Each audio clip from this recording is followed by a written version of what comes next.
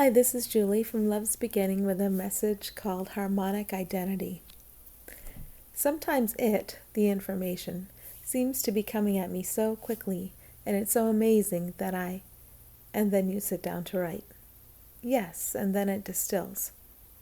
You are allowing the harmonic identity to come through you, as you. The awareness that you are, that we all are, is setting the fear toy down. When a situation appears disordered in your world, it's because your relationships are infected with fear. This means that the awareness you are, coming through all forms that have ever existed and will ever exist in your dimension, has intentionally played with fear for the experience of it.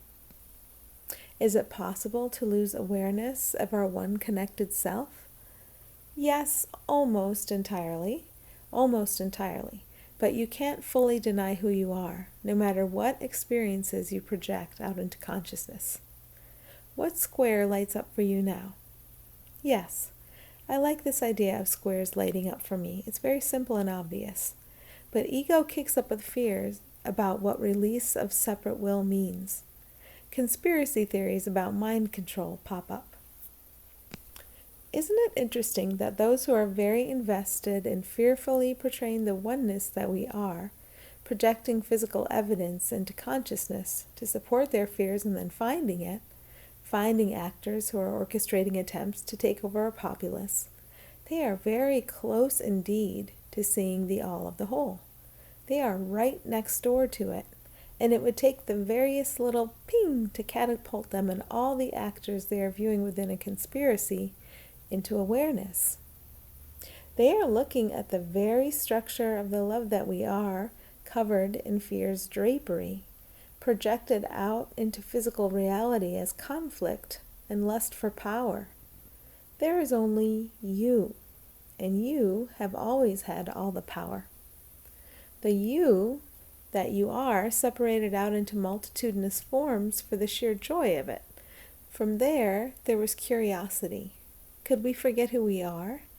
Could we forget that we are always cradled in safety and love at all times? Could we enter into an experience where we didn't know our true foundation and harmony, so we actually experienced separate wills, separate successes and defeats that felt very real? Think of it as getting into bumper cars. You believed in the experience, and the belief kept you respawning and respawning and respawning, having flickers of remembrance of who you are. Now there is an opportunity for more than a flicker. Now there is an opportunity for a wildfire, a deluge. Sound familiar? A reflection of what was in the news at the time. Your collective consciousness, attuned to fear, brings a fear of love into fearful form. All mistakes of this sort are innocent, completely innocent. Once you know what you're doing, you simply stop. You would not tread upon your own foot. It is too clear not to.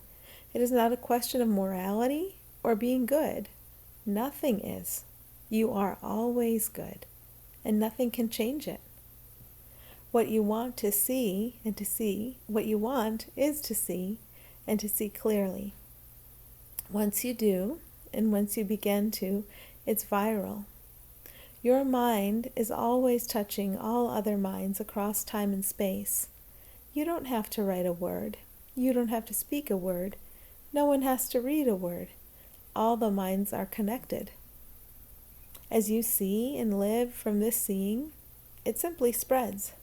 Your viruses, computer and physical, are simply a fearful reflection of how knowing works. Out there in the physical, the illusion your consciousness is projecting, anything at all can happen. As long as you are seeing clearly, you are open for the next square to light up. You know what to do. You know what to say. You are one with the all. Think of the 100th monkey. It's like that. Throw away old-fashioned ideas of enlightenment. Enlightenment exists in relationship, not within a person.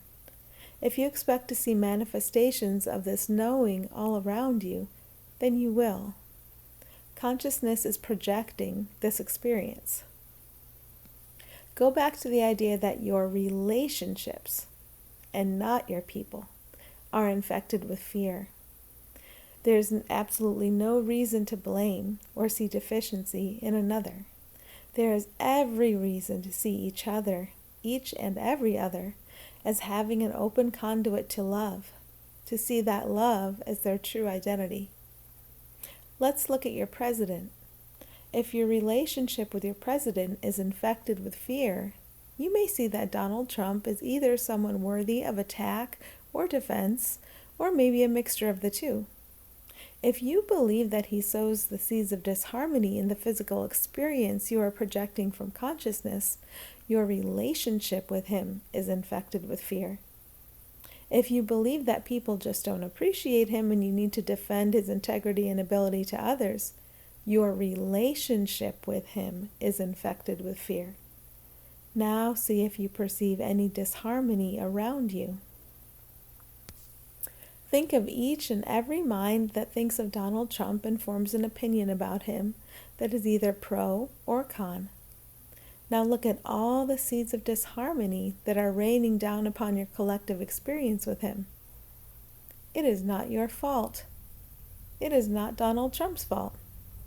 It is distorted perception.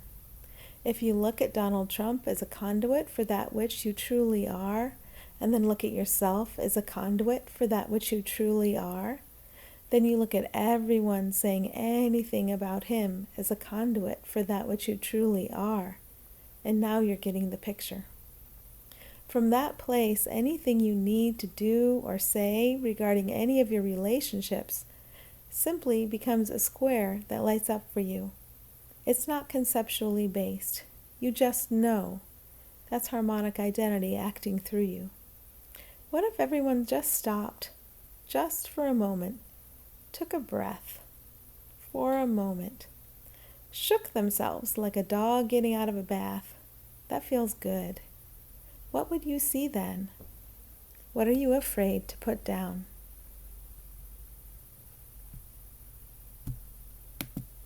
Thanks for listening.